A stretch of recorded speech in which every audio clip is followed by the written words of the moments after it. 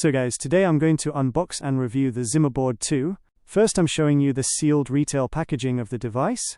You can see the box is completely intact and well packed. Now, without wasting time, I'm directly opening the box and taking out the contents one by one.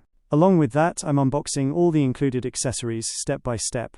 And finally, I also got this HDMI 4K cable included in the package. Alright, for now, let's keep everything aside and focus on the main box. First of all, here we have the ZimaBoard 2 package. Let's go ahead and open it. As soon as I pick up the box, the packaging itself already gives a very premium feel. The design is clean, minimal, and well presented. Now let's open the box. Right on top, we get some official paperwork from the ZimaBoard side. You can also see the branding printed on the back. For now, I'll keep this aside and move further. And here it is, the ZimaBoard 2 itself. Just look at how neatly it's packed inside. Let me take it out carefully. Wow, the first impression is really impressive. Just take a closer look at the ZimaBoard 2. Its design is clean, compact, and truly premium. The matte finish gives it a very sleek and modern appearance, while the solid build quality makes it feel durable in hand. The ports and layout are neatly organized, which adds to its professional look. Overall, the finishing is top-notch, and it clearly reflects a high-quality engineering standard. Now, taking a closer look at the ZimaBoard 2, on one side you get multiple essential ports including dual LAN and USB for fast connectivity and data transfer. On the other side it features SATA and a PCIe slot, allowing you to connect storage devices and expand its overall performance. Here is the PCIe slot, used to connect high-speed upgrades like SSDs, network cards, or expansion modules to boost performance. Right now, we keep it aside, and you also get a manual with it, so you can easily set it up step by step. Along with that, we also get an accessories box. Now let's go ahead and explore the accessories that come with the ZimaBoard 2. As we open the box, everything is neatly organized and well packed. First, inside the box we get a cooling fan for better thermal performance.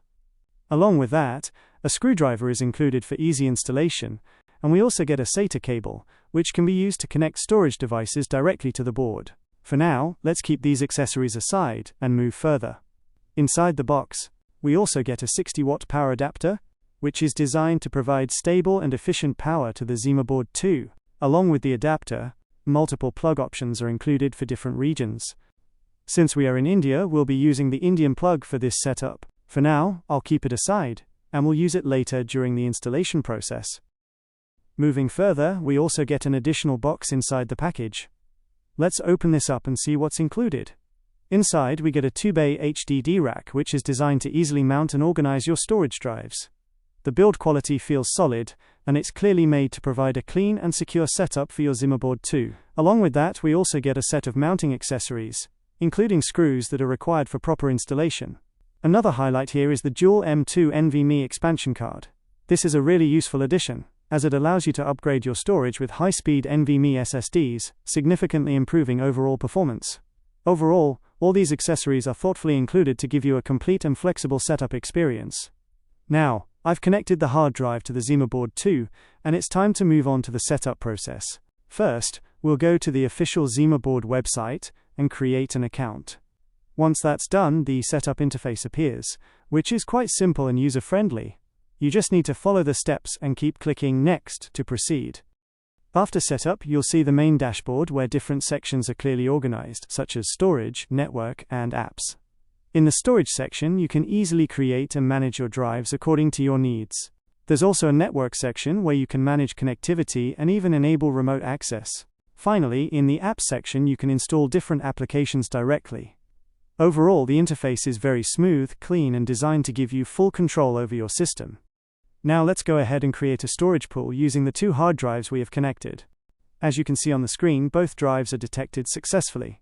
First, we'll select the drive and click on Format, which starts the formatting process. It's very simple and works smoothly. Let's quickly format the second drive as well. Once the formatting is complete, we can enable the storage. You'll notice a confirmation pop up on the screen, indicating that the storage is now active. Now, let's open the file manager. I'll also enable the second drive to make sure everything is properly configured. Talking about performance, the speed here is really impressive.